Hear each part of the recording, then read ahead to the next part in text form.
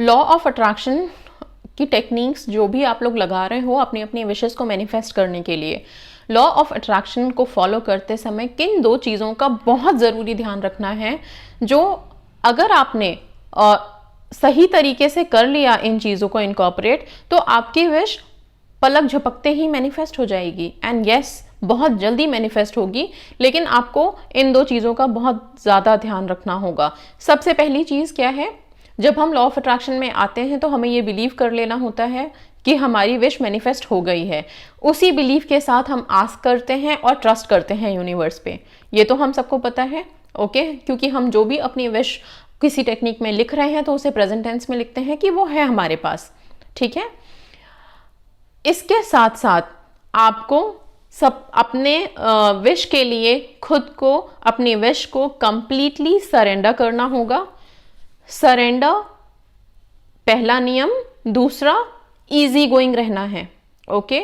आपको अपनी विश के लिए इतना ज़्यादा परेशान नहीं होना है। एक बार आप जब यूनिवर्स के पावर्स में आ गए हैं, यूनिवर्स के पावर्स पे आपको ट्रस्ट हो गया है, एंड जैसा कि मैं हमेशा कहती हूँ कि universe has no boundaries, universe has tremendous powers. तो यस, जब यूनिवर्स के ट्रेमेंडस पावर्स के नीचे हम अपने विश को लेके आ गए हैं, तो अब आप कंप्लीटली वहाँ सरेंडर कर दीजिए अपने विश को।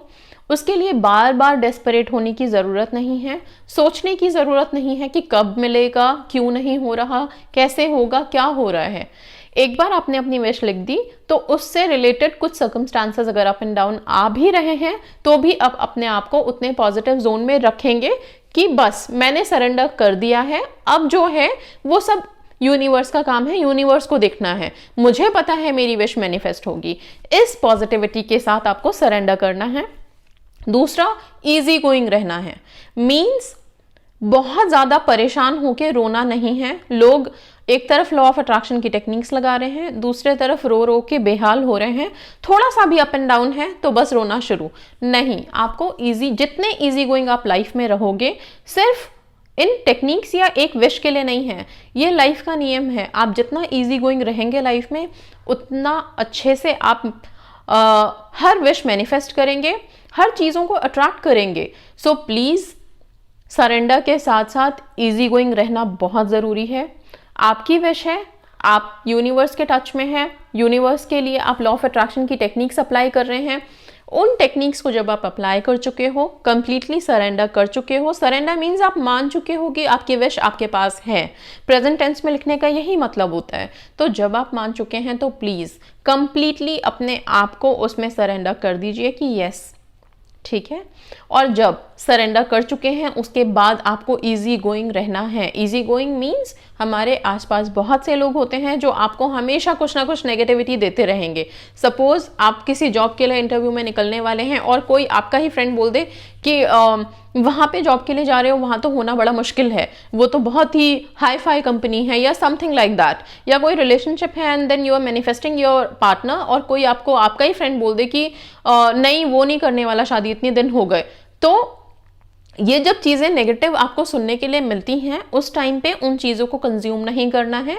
आपको अगेन अपने पॉजिटिव थॉट में रहना है, ओके, एंड इजी गोइंग रहना है। इजी गोइंग मीन्स अगर अप एंड डाउन आ भी रहा है then you have to be in a very easy mode कि हो गया, हो जाएगा तो ठीक है, नहीं होगा तो ठीक है।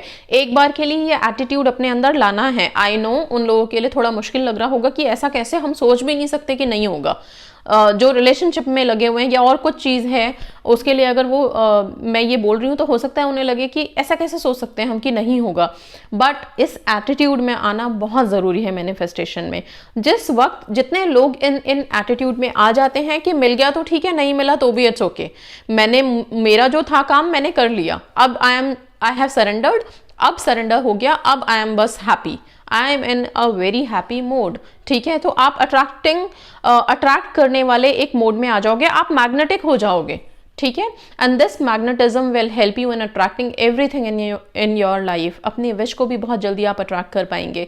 सो कहने का मतलब ये है कि प्लीज़ एक ऐसा एटीट्यूड आप लॉ ऑफ अट्रैक्शन में आने के बाद क्रिएट कीजिए कि जो आपकी विश है अब उसके लिए ही आप खुद बोलिए कि ठीक है, मिलेगा तो ठीक है, नहीं मिलेगा तो भी it's fine, it's okay, I am happy, okay so जैसे ही आप इस एटीट्यूड में आते हो, आप उसी चीज़ को अट्रैक्ट करने के बिल्कुल मतलब अपने आप को उतना परफेक्ट बना लेते हो कि अब आप में वो अट्रैक्टिंग पावर आ गई है.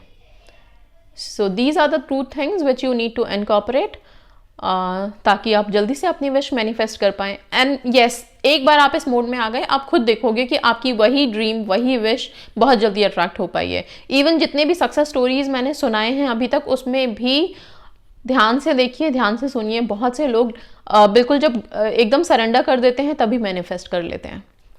सो दैट्स ऑल अबाउट कि कैसे आप जल्दी से अपनी विश मैनिफेस्ट करेंगे in law of attraction. So surrender and be ease keep going easy in life. So that's all. God bless you all. Thank you so much. Stay positive, stay safe.